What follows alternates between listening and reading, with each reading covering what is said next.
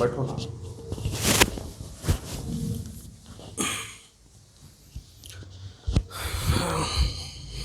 अस्सलामु अलैकुम वरहमतुल्लाहि वबरकातुह। बिस्मिल्लाहिर्रहमानिर्रहीम नहमदुहु व नुसल्ली अला रसूलिहिल करीम अम्मा बाद। आज 26 जनवरी 2020 एक्चुअल में हमारे मुल्क हिंदुस्तान का यौम जमहूरिया है। तो हम मुसलमानों को पहले तो ये पता होना चाहिए कि यौम जमहूरिया क्या है और मुल्क ने हमको क्या क्या हुकूक़ दिए हुए हैं। तो इसके लिए आज हमारे इस्लाह मुआशरा फाउंडेशन के जो पैनलिस्ट और हमारे जो वकील है एडवोकेट वसीम शेख साहब, आज हम उनसे ये जानेंगे कि 26 जनवरी क्या है, यौम जमहूरिया क्या है और मुल्क का कॉन्स्टिट्यूशन भारत में रहने वाले मुसलमानों को क्या क्या हुकूक़ देता है। मुफ्ती साहब से मैं दरख्वास्त करूँगा, इधर आ जाइए आप मुफ्ती साहब, आप वहाँ यहाँ आइए ना, आप जगह है यहाँ पर जी। वकील साहब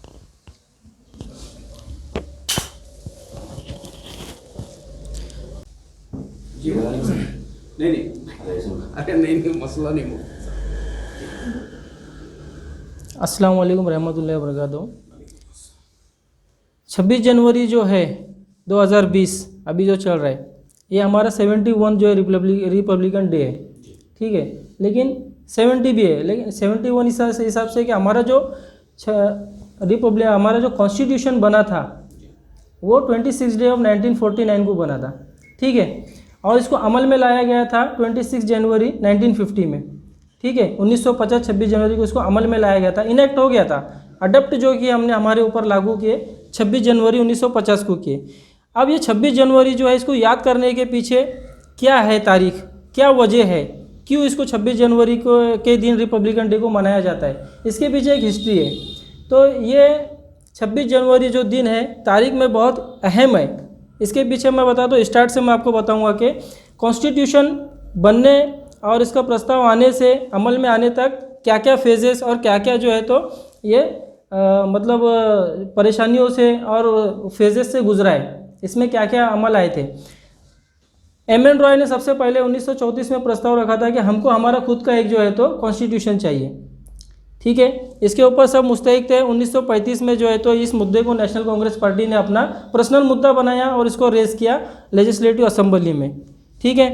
फिर 1940 में जो है तो 1940 में इसको एक्सेप्ट किया गया कि ठीक है, और इसको ऐसा कहा गया कि अगस्त बोले तो रॉयल जो है तो तुम्हारा जो है तो ये मुद्दा है, रॉयल तुम्हारी जो है तो डिमांड है, और इसको एक्सेप्ट किया गया। खुद जो है तो क्वीन एलिजाबेथ ने इसको जो है तो एक्सेप्ट किए और ये वहाँ से जो है तो फरमान जारी किए कि ये बहुत ही रॉयल मुद्दा है, जो ये खुद का कॉन्स्टिट्यूशन बनाना चाहते हैं, इसको एक्सेप्ट किया जाए, इस पर अमल किया जाए। और इसके लिए एक ड्राफ्ट कमेटी का जो है तो जो है तो बनाई जो इसके कॉन्स्टिट्यूशन के बनने में और इसको बनाने में जो है तो ये पूरी मदद करेंगी, इसमें अमल करेंगी, इसमें काम करेंगी ड्राफ्ट कमेटी के जो पहले जो हमारे जो सदर थे वो डॉक्टर सच्चिदानंद सिन्हा थे।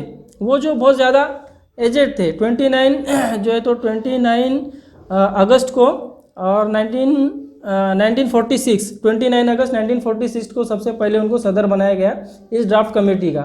इसलिए बनाया गया क्योंकि वो एजेड थे, फ्रीडम फाइटर थे और उनकी रिस्पेक्ट थी। उसके बाद में 31 अगस्त 1946 को डॉक्टर राजेंद्र प्रसाद को इस कमेटी का सदर घोषित किया गया। उनके नेतृत्व में फिर बाद में जो है तो आगे काम बढ़ा और ड्राफ्ट कमेटी का जो मेन जो हैंडलिंग कमेटी है, ड्राफ्ट कमेटी के बाद में जो कॉन्स्टिट्यूशन में अमेंडमेंट होते थे, कॉन्स्टिट्यूशन के अमेंडमेंट और उसमें क्या लाना चाहिए क्या नहीं लाना चाहिए, ड्राफ्ट कमेटी का जो सदर बाद में फिर बी आर अम्बेडकर को सौंपी गई सदारत।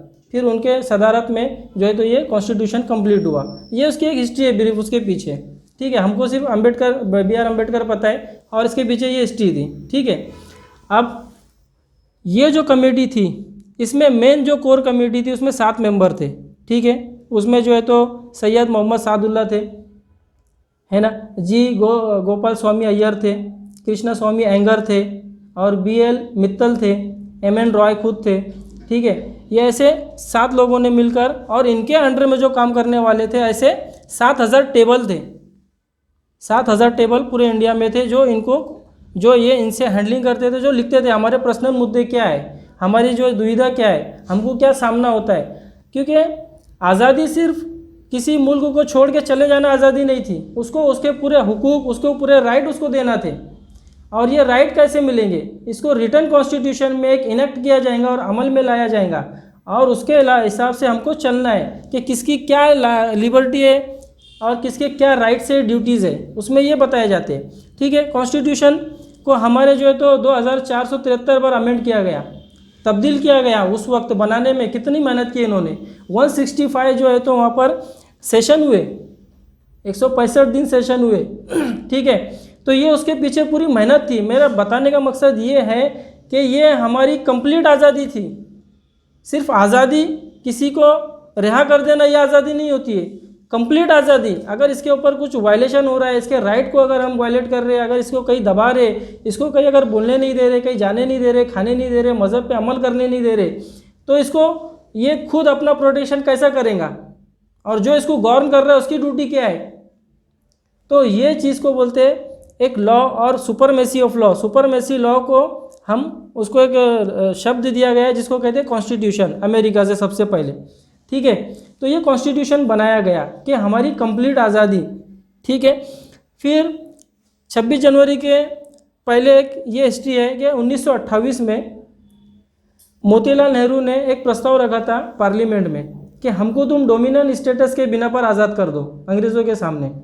और उस वक्त ऐसा होता था सेशन में, अगर कोई मुद्दा 1 साल तक अगर एक्सेप्ट नहीं किया गया तो उस मुद्दे को खारिज समझा जाता था, उसको जो है तो वो जो है तो मुद्दा जो है तो ख़त्म हो गया, ऐसा समझा जाता था।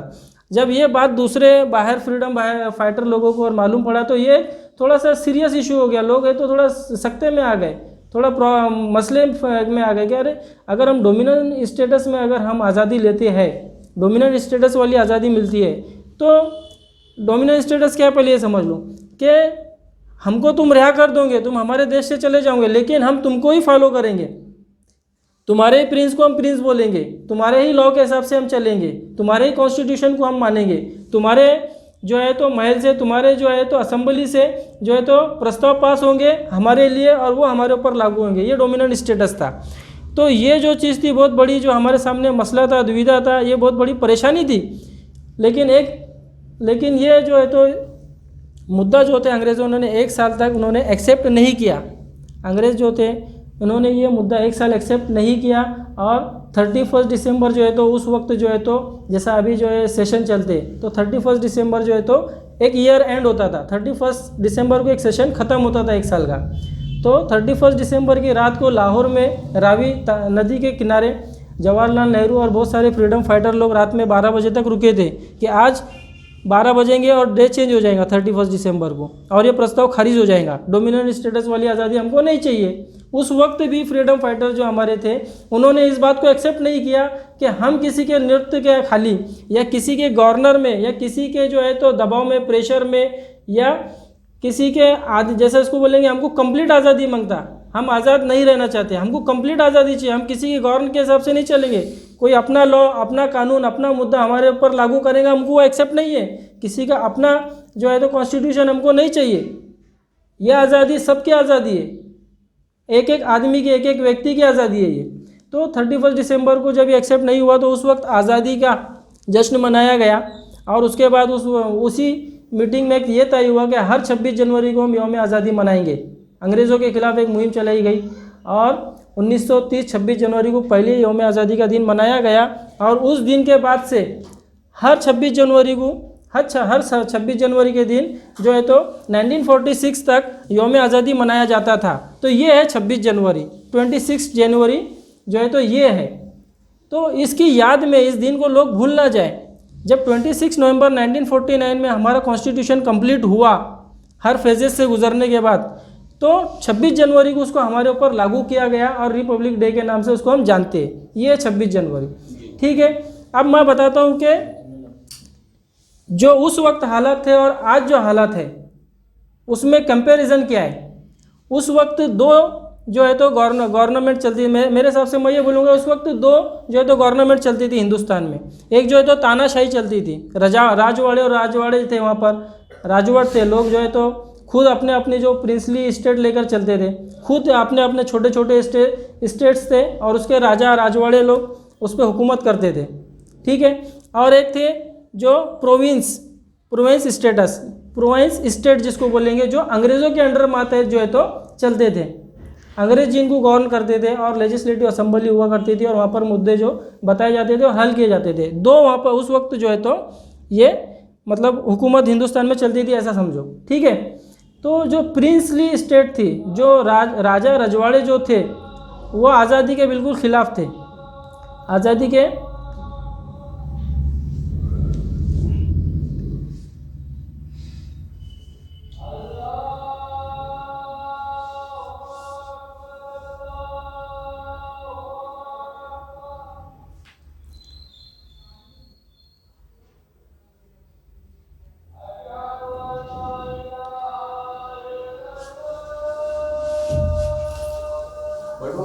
चश्मा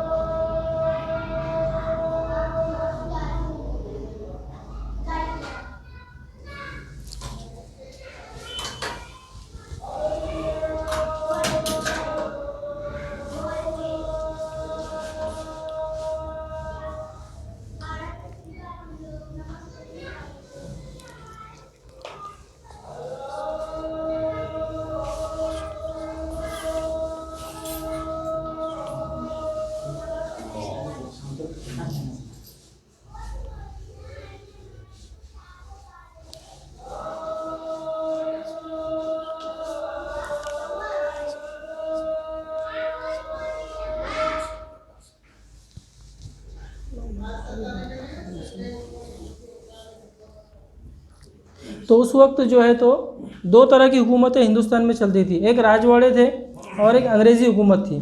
गुलाम इन दोनों मतलब जो गरीब जो थे, मीडियम तबके के लोग थे, इनके मातहत थे और वो गुलाम थे मेन देखा जाए तो।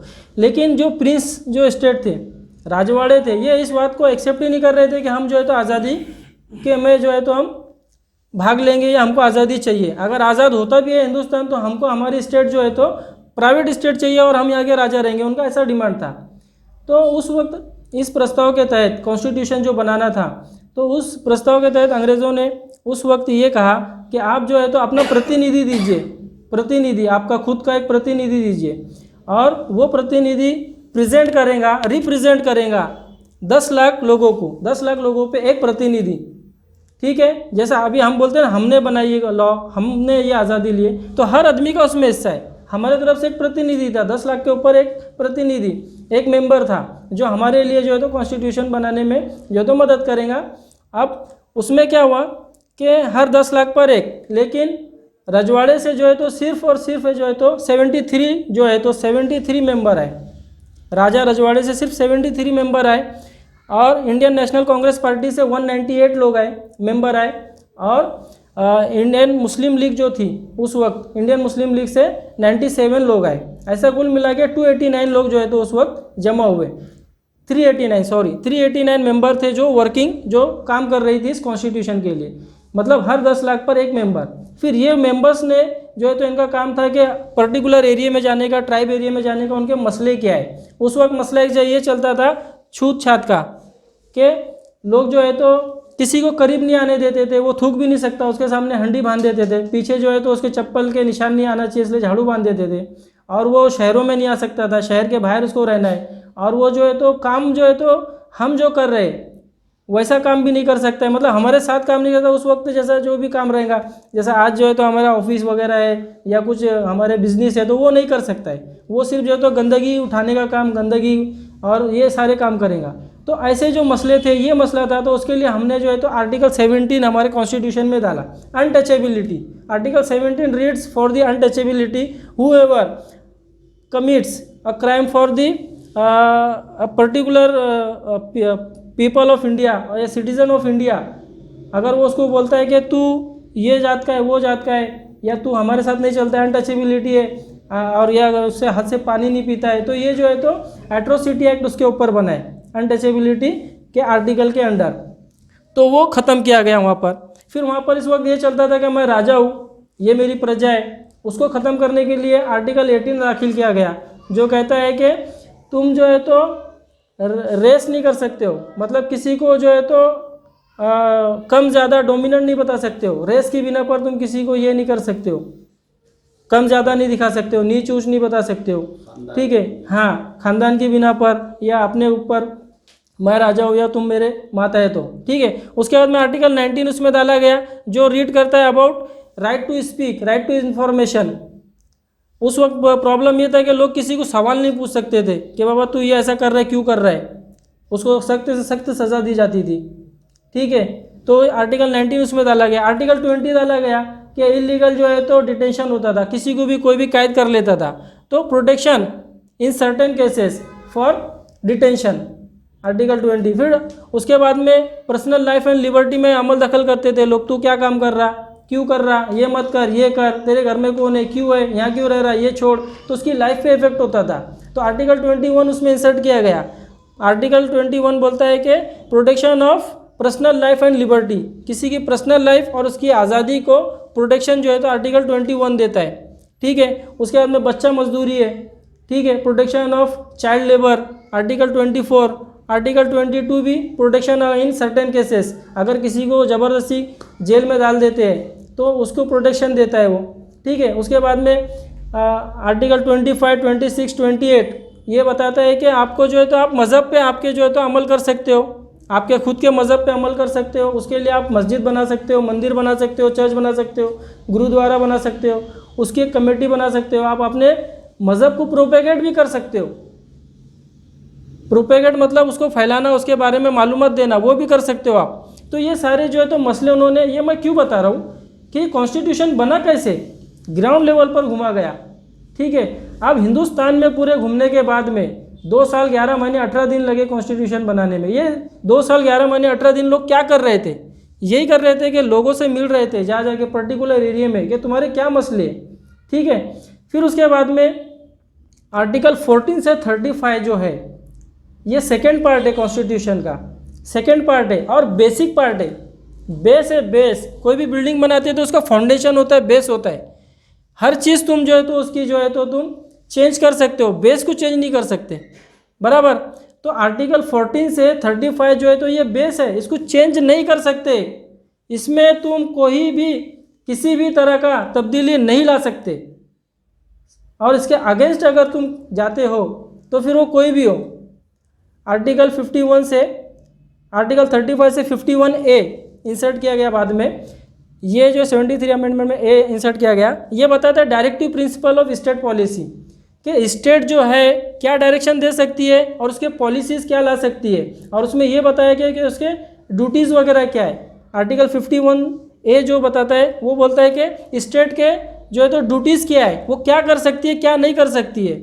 अब मैं बताता हूँ कॉन्स्टिट्यूशन का मतलब, इसको समझने के लिए कॉन्स्टिट्यूशन का मतलब ये है कि एक ऐसा रिटर्न लॉ, एक रिटर्न लॉ जिसमें ये बताया जाए कि गवर्नमेंट की ड्यूटीज़ क्या है towards the people, and what is the responsibility of people towards the government, government के लिए पीपल की क्या जिम्मेदारी है, सिटीजन की क्या जिम्मेदारी है। उसके बाद में you must have to consider for not to violate any personal life, liberty और राइट, किसी की पर्सनल लाइफ, उसकी आज़ादी, उसकी जो है तो राइट्स, उसको तुम वायलेट नहीं कर सकते। कॉन्स्टिट्यूशन का ये मतलब है। उसके बाद में ये हो गया कॉन्स्टिट्यूशन, उसके बाद में ड्यूटीज़ ऑफ गवर्नमेंट, ठीक है।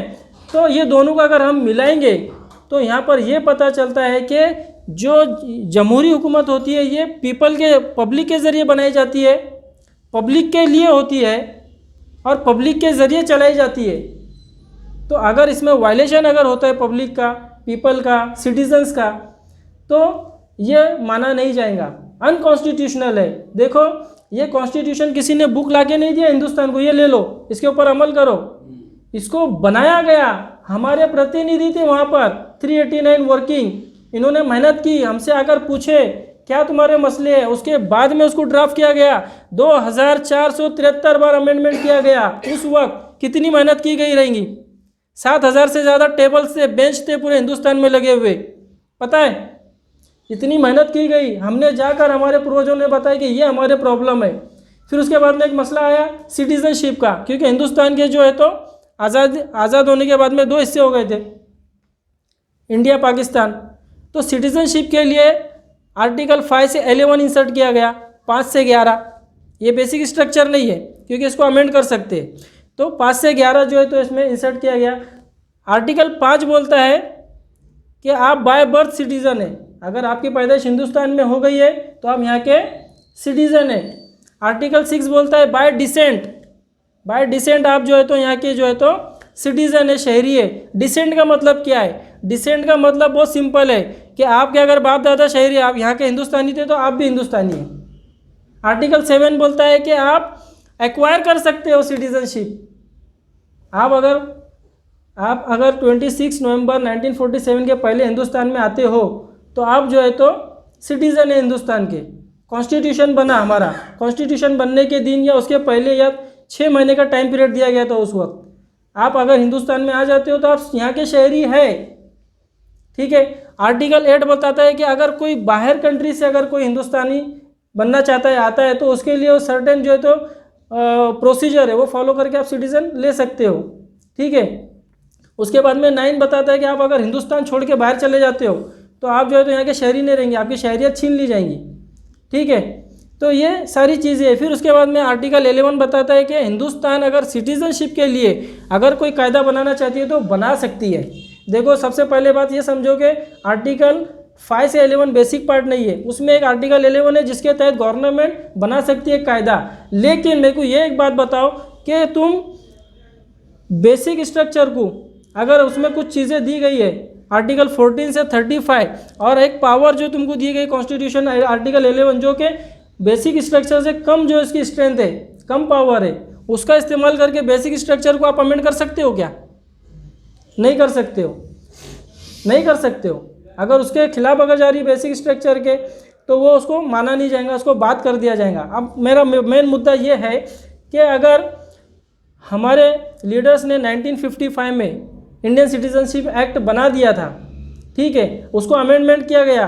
अभी ये जो तो अमेंडमेंट 103 है, 47th अमेंडमेंट है, सॉरी 47th अमेंडमेंट में आपने जो है तो एक एक्ट लाया है, बोलना पड़ रहा है, अभी बोलना ज़रूरत है आज वक्त की। आपने उसमें ये बताया है कि आप 3 क्लॉजेस को उन्होंने वहाँ पर 3 सेक्शंस को उन्होंने चेंज किया है, सेक्शन 2, 3 और 6, ठीक है। सेक्शन 2 जो बताता है कि सिटीजनशिप के बारे में बताता है, आप यहाँ के शहरी हो, ठीक है। सेक्शन 3 ये बताता है कि कौन शहरी अगर है या लेना चाहता है सिटीजनशिप, अगर बाहर से आता है तो कैसे लेगा और उसके लिए प्रोसीजर क्या है। सेक्शन 6 एक नया ऐड किया गया, सेक्शन 6A के सिख, क्रिश्चियन, पारसी, बुद्ध, जैन और हिंदू 6 जमात, ये 6 कम्युनिटी को छोड़कर, ठीक है, जो अगर दूसरे कंट्री के अगर लोग यहाँ पर आकर 31 दिसंबर 2014 के पहले ये लोग 31 दिसंबर 2014 से पहले अगर ये 6 लोग आइले हैं हिंदुस्तान में अगर, तो वो यहाँ के शहरी, उनको शहरियत मिल सकती है, ठीक है। लेकिन इसके अलावा अगर कोई रहेगा मुस्लिम या यहूदी, तो इनको शहरियत नहीं दी जाएगी। तो ये डिस्क्रिमिनेशन हो रहा, ये डिस्क्रिमिनेशन हो रहा ना रिलीजन के बेस पर। और आर्टिकल 15 ये रीड करता है कि provision of discrimination on the basis of religion, race, caste, sex और प्लेस ऑफ बर्थ। तो आप जो है तो पहले ही वर्ड जो है रिलीजन, उसके बेस पे आपने जो डिस्क्रिमिनेशन कर दिया। आर्टिकल 14 का वायलेशन हो रहा है, equality before law and equal protection of law. Protection जो है तो लॉ का सब कुछ समान होना चाहिए, और जो लॉ हो रहा है सबके लिए समान होना चाहिए। हम बोलते हैं ना 14 का वायलेशन हो रहा, 15 का वायलेशन हो रहा, ये ऐसा हो रहा वायलेशन, ठीक है। अब उसके बाद में मैं बोलूँगा कि आर्टिकल 18 का भी वायलेशन हो रहा। बोलेंगे वकील साहब बड़ा चढ़ा के बोल रहे, कैसा? तो आपने धर्म का नाम यूज़ किया तो उसमें टाइटल का भी यूज़ हो गया ना, एक टाइटल छोड़ दिया ना आपने, इसका भी वायलेशन हो गया। अब आप जो है तो प्रोटेस्ट करने नहीं देते, तो हमारा आर्टिकल 19 का वायलेशन कर रहे हैं आप। राइट टू स्पीक है हमारा, वो एक बाकायदा उसमें डाला गया अनुच्छेद 19, उसका आप जो है तो वायलेशन कर रहे हैं। आर्टिकल जो अभी हम प्रोटेस्ट करेंगे, हमको उठाकर आप जेल में डाल देंगे, तो आर्टिकल 22 का भी आप जो है तो इलीगल डिटेंशन कर रहे हैं, उसका भी वायलेशन कर रहे हैं।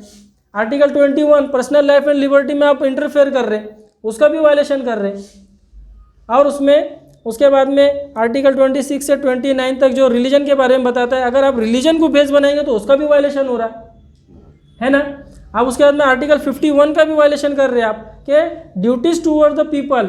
आपको क्या करना है, जो ड्यूटीज़ है पीपल्स की, जो काम है लोगों के लिए जो करना है, आपको पीपल के लिए करना है, लोगों के लिए करना है, खुद के लिए नहीं करना है।